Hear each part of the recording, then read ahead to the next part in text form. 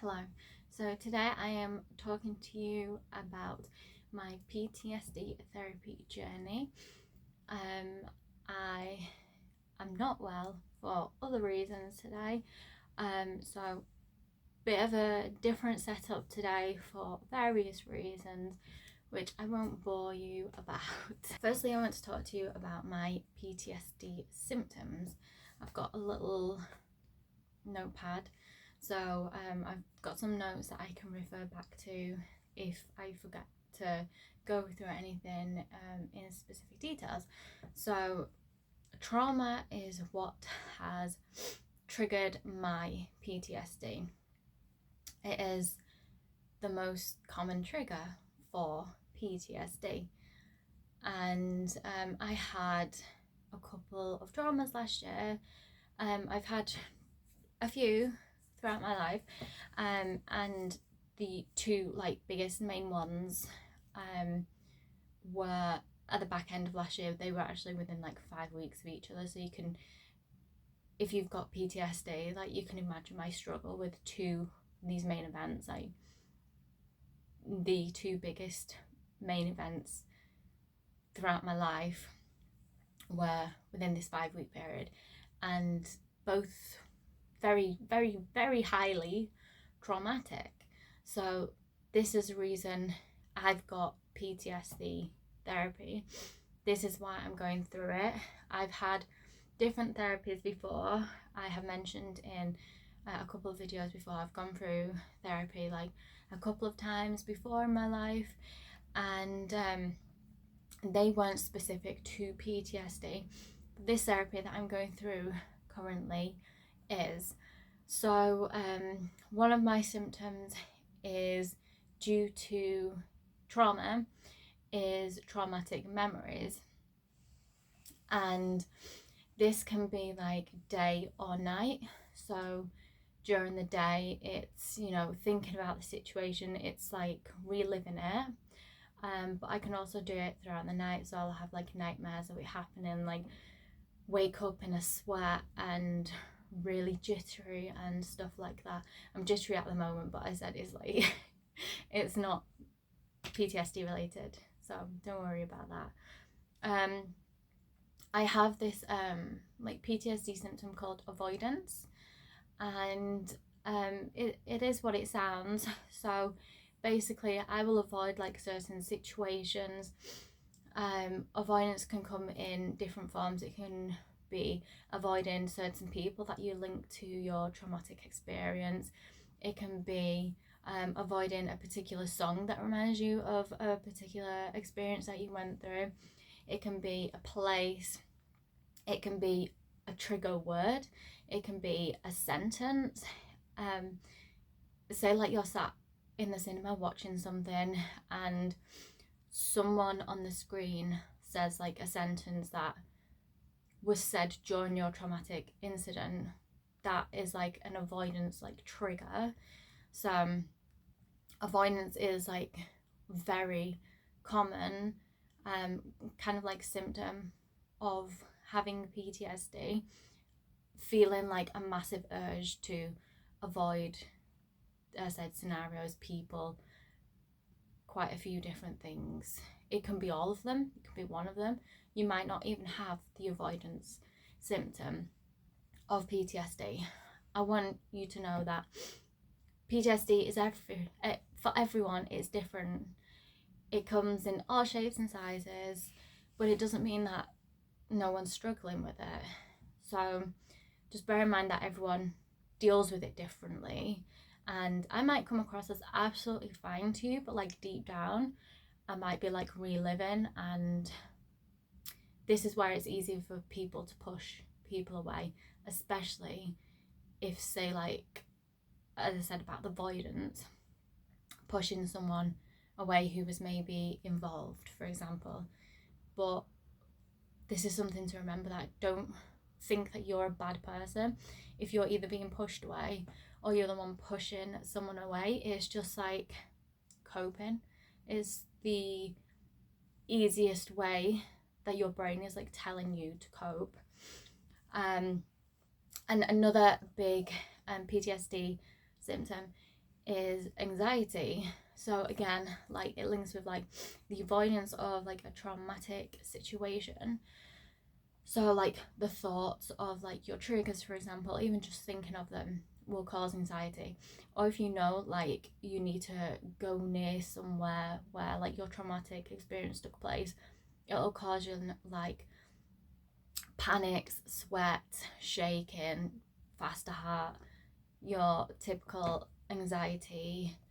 And these are just a few PTSD symptoms I've mentioned, and you might have PTSD and not have any of these.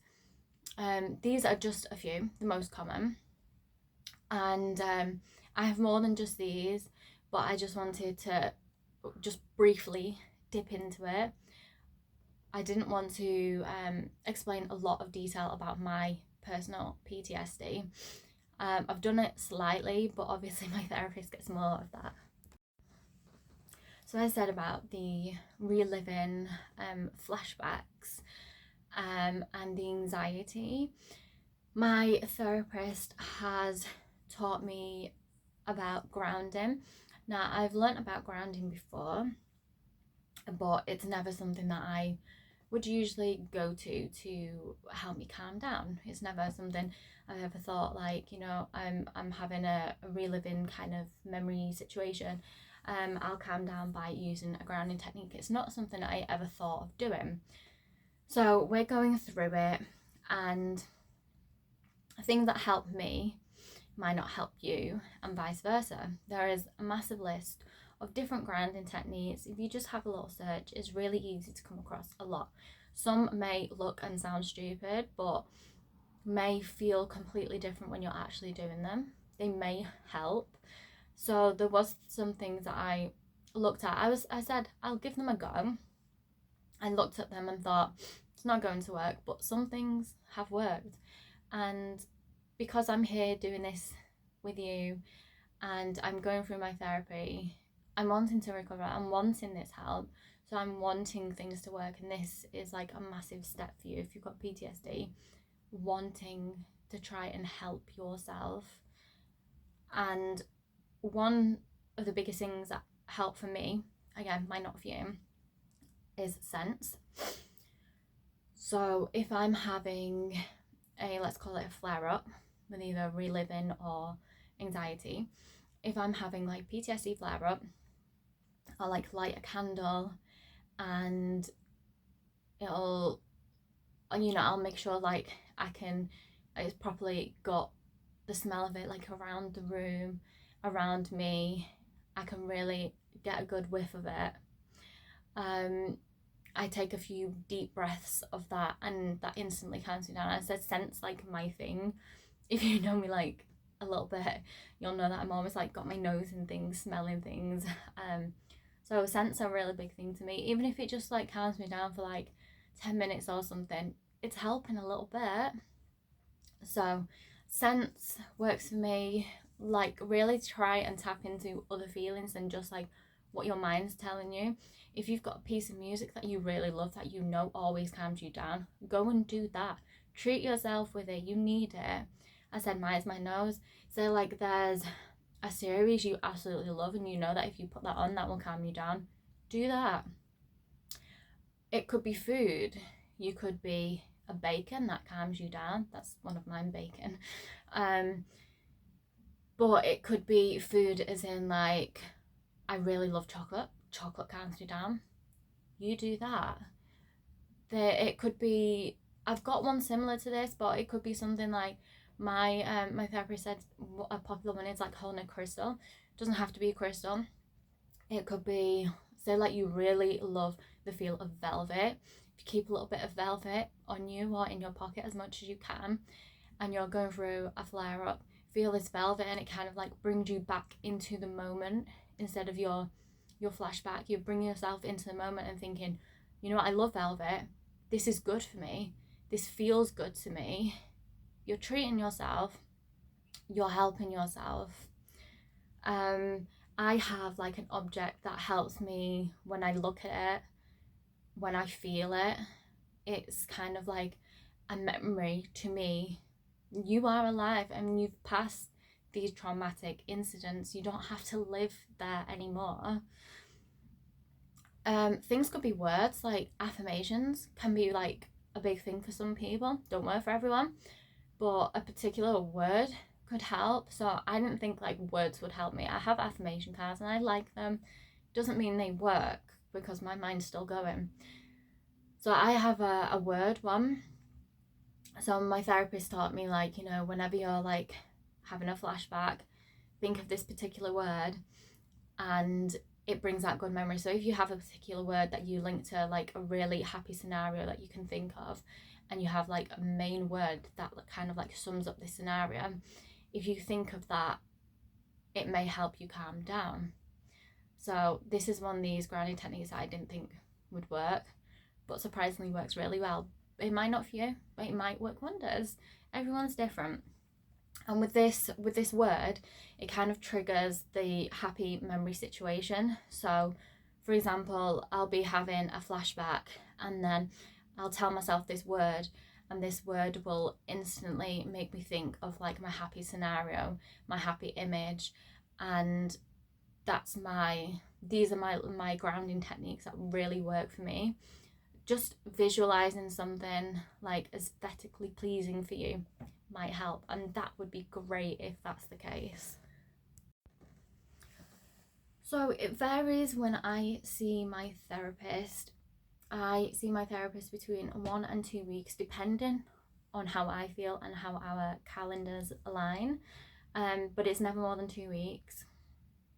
And I said this is like, it's between like how I feel, and I'm constantly like updating her on how I feel. And I'm really glad that I have the therapist that I've got. I'm really glad she's the best therapist that I've ever had, and I said I've had a couple. And I just want you to know that if you're suffering with PTSD, there are people to help you. It might not feel like it. That's why I'm doing this. Like, you need to know that there are people. I didn't think I'd be able to get this far with my therapist. I went in it quite reserved, but I can feel progress, which is massive for me. And I hope that you're watching this wanting help, getting help. And if it's not that has PTSD, but you think you might, maybe this has helped, or you think that someone you know has it, or you know someone you love has it, maybe some of the things in here may help them. Maybe they don't want to go and see a therapist, but maybe some of these tips might help. And I hope you're safe and well, and so are your loved ones. And thank you for watching this. Goodbye.